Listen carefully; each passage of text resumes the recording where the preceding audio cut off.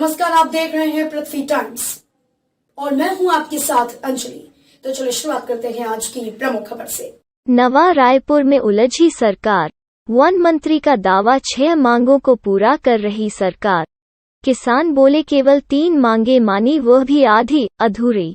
नवा रायपुर में पिछले 61 दिनों से चल रहे किसान आंदोलन में सरकार उलझ कर रह गई है।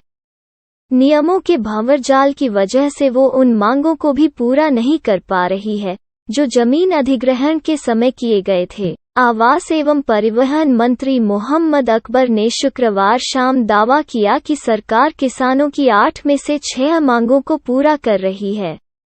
इधर किसानों ने इसे सरकार का जुमला बता दिया है। सरकार का क्या रुख है? वन मंत्री मोहम्मद अकबर ने शुक्रवार शाम बताया, किसानों की 6 मांगे मान ली गई हैं। पट्टा वितरण का काम 7 मार्च से शुरू हो रहा है। 41 में से 13 गांवों कुहेरा, परसदा, पलौद, कोटनी, तांदुल, खंडवा, पचेड़ा, भेलवाडी, तेंदुआ, पौता, बंजारी, चेरिया और कुरु में जमीन बेचने खरीदने के लिए एनओसी लेने की आवश्यकता खत्म कर दी गई है। दुकान, गुमटी, चबूतरा और हॉल का आवंटन लागत मूल्य पर प्रभावित ग्रामीणों को लॉटरी के आधार पर करने का आदेश जारी है। एनआरडीए की संविदा सेवाओं में प्रभावित किसानों को 60% आरक्षण की बात मान ली गई है। वहीं वार्षिकी ऑडिट, आपत्तियों के निराकरण के बाद वार्षिकी राशि का भी भुगतान किया जाएगा। नई राजधानी प्रभावित किसान कल्याण समिति के अध्यक्ष रूपन चंद्राकर ने कहा, 6 मांगे मान ली गई हैं का दावा केवल सरकार की जुमलेबाजी है। हमने 8 मांगे की थीं, इसमें से 3 को इन्होंने माना है, वो भी आधा अधूरा। यह वही मांगे हैं जो सशक्त समिति की 2012 में हुई 12वीं बैठक में तय हो चुका था। उसका समग्र परिपालन न तो पिछली भाजपा सरकार ने किया और न ही मौजूदा कांग्रेस सरकार कर रही है। उन्हीं पूर्व निर्णयों को नई शर्तें लादकर आधा अधूरा आदेश जारी हुआ है। यह लोगों को भ्रमित करने की कोशिश मात्र है।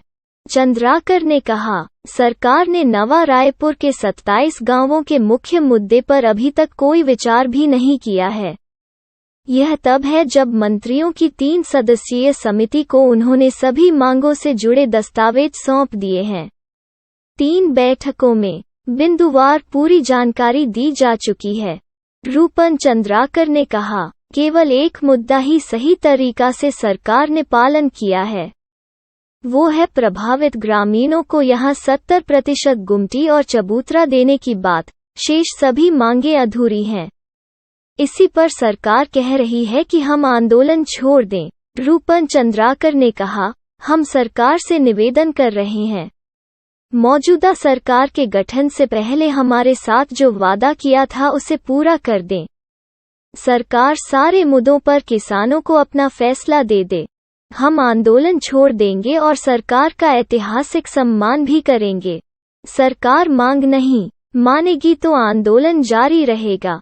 प्रदेश के सारे किसान प्रतिनिधि आएंगे। हमारा राष्ट्रीय नेतृत्व भी पहुंचेगा। पट्टे पर नहीं बैठ रही पटरी। रूपन चंद्राकर ने कहा, हमने संपूर्ण बसाहट का पट्टा मांगा, मतलब जो ग्रामीण जितने में काबिज हैं उतने का पट्टा दिया जाए। सरकार ने शर्त रखी है 2500 वर्ग फीट पर पट्टा दिया जाएगा। सरकार प्रत्येक वयस्क को 1200 वर्ग फीट विकसित भूखंड 2012 की तारीख की स्थिति में देना चाह रही है। हमारी मांग है कि देरी सरकार की तरफ से हुई है तो 2022 में जो भी 18 साल का है उसे 1200 वर्ग फीट का विकसित भूखंड का पट्टा दे। जमीन खरीदी बिक्री की रोक पूरी तरह नहीं हटी। रूपन चंद्राकर ने कहा, सरकार कह रही है कि उसने जमीन खरीद बिक्री के लिए एनओसी लेने की शर्त हटा दी है। यह भी अधूरी बात है। यह पूरा आंदोलन राजधानी क्षेत्र के 27 गांवों का है। सरकार इसको 41 गांव बनाकर 27 गांवों से यह शर्त हटा लेने की बात कर भ्रम फैला रही है। हम सभी गांवों में जमीन के खरीद बिक्री को शर्त मुक्त चाहते हैं। वार्षिकी राशि पर भी नहीं बनी बात। किसान नेताओं का कहना है कि सरकार वार्षिकी राशि के भुगतान के संबंध में कुछ नहीं बोल रही है। जिन किसानों की जमीन ली गई है उन किसानों को 2012 से 2031 तक जो राशि देनी है तो उसमें कोई कटौती नहीं होनी चाहिए। उनको 15,750 रुपये प्रति एकड़ वार्षिक वृद्धि के साथ दें। यह वो राशि है जिसे सरकार ने अधिग्रहण के एवज में एक निश्चित समय के लिए देने का बहुत पहले वादा किया था।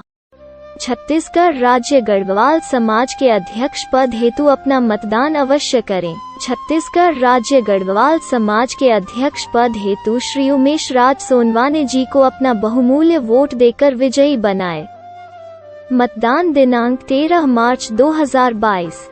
स्थान गढ़वाल मंगल भवन कोह का भिलाई।